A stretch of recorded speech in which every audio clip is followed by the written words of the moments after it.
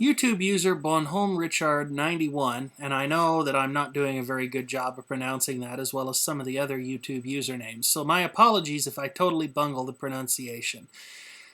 He asks, have you ever thought about going up or down Sky Hill? Well, we're not gonna get into the whole David's Farm drama here. I miss him on YouTube. I wish he was still making videos here. I am not the judge, jury, or the executioner. Whatever he did, he'll have to answer for himself. And I'm just going to kind of toss out a fair warning here. Don't turn this channel into your circus, because you get blocked, you get banned. I'm pretty liberal on comments, but I'm not going to stand senseless bickering and stupid behavior, so don't. Yeah, I suppose if somebody said to me, I used to think that one of these days I was going to, take some time off of work or something like that and, go up to David's Farm and maybe even bring a car with me. I would have loved, if I'd have known that I was going to have to get rid of the Red Reliant, I'd have loved to have taken it up there after taking all the good pieces off of it and, just kind of having a good time with it. Not senselessly destroying it or anything like that, but just driving it around his farm and, taking a look at all the things that are there. These days, I don't know that I'm as interested in that as I used to be. If somebody said, pack your bags, you're going on an all-expenses-paid trip to Canada, yeah, I think I'd like to talk to him about seeing his farm. Hopefully that answers the question. YouTube user Dwayne0T asks, with all the stuff you get from curbling, auctions, etc., do you fear a roach infestation? Well, there's always the possibility of finding something unwanted in the stuff you pick up in that fashion, and it's always in the back of my mind. I've never had a problem with it. I tend to be a little bit selective about the things I pick up, and I try to look over them to make sure they're not somehow infested before I do plunk down any cash for them or pick them up off the curb or anything like that. Never had a problem with that stuff. Don't really want to start now. And he also goes on to ask, is that what happened at the Roach Palace? No. The Roach Palace came with free roaches. And I went over there one night at about 11 p.m., about a week after I'd bought it. I was going to move a couch out of the kitchen because that was the easy way to put it in there. It was the back where the back door was, and the front door wasn't big enough to let the couch in. So I go over there about 11 o'clock, and oh boy, I had a twitching fit of the willies when I saw those roaches all over the place. And yes, that was a bad pun. Thank you, I'm here all day. I kind of turned the light off, and I just went back over to the other house. And then I got some bug bombs, and I bug bombed the daylight out of that place. And it's not really such a roach palace anymore. YouTube user vwestlife posed a very interesting question. What do you want to be when you grow up?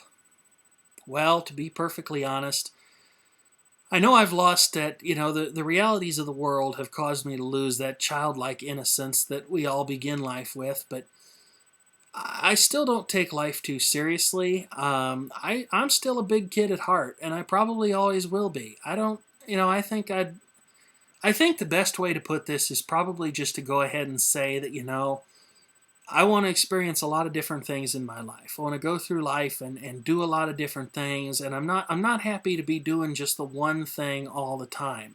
That's why my videos cover such a wide variety of subject matter, from cooking to electronics to sitting here and pointlessly rambling like I am now.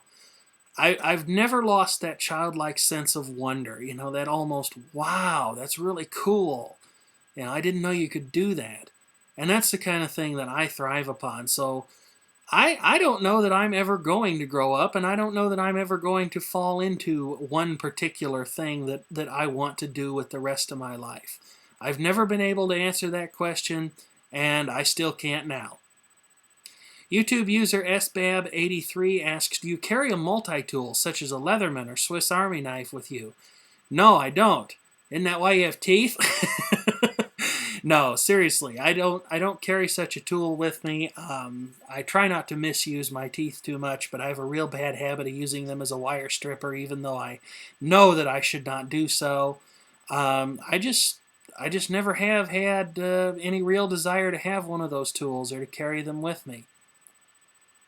YouTube user Fuzzy2K asked, when and how did you first gain an interest in computers and electronics? And I think I already answered that in the first video under general questions, But suffice it to say, it's been a lifelong love of electronics and electrical devices and, how stuff works.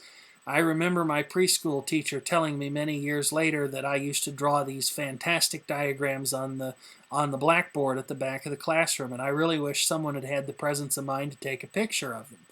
I remember being more interested in stuff in school like the workings of the TV and the VCR on the card as opposed to whatever supposedly educational film we were supposed to be watching. And of course, I think I told the turntable story where I was sitting there in preschool or kindergarten or something, and I would not leave the cord on the turntable alone, and then there was a big orange flash, and I got to learn just that much more about electricity. Odious94 asks, what makes you so interested in vintage electronics? I don't know.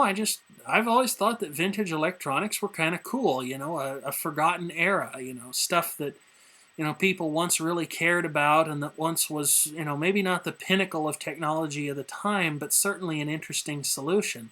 Besides, you look in a piece of vintage electronic equipment and you see all these discrete parts where you can actually watch what the circuit is doing or get a feeling for the flow of electricity between components in a circuit compared to something modern of today which might have one or two chips and a switch mode power supply in it, and that's all there is.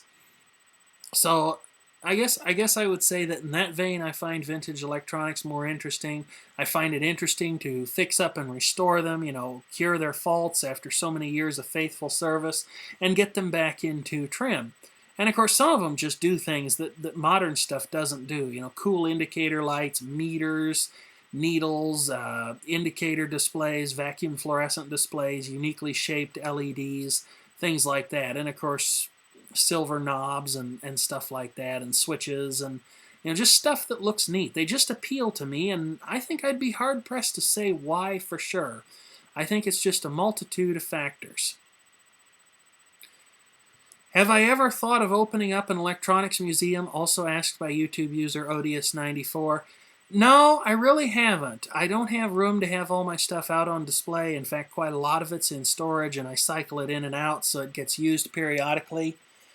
But to be perfectly honest, no, I really don't see myself as the next great curator of the wonderful UXWBill Museum of Electronics, because I don't obviously have one. Maybe if money was no issue and stuff like that, I might do something along those lines, but I'm certainly not planning to right now. YouTube user Phantom Third Channel says he used up all his good questions a couple of weeks ago, so how's the weather? Well, it was colder than hell a couple of weeks ago.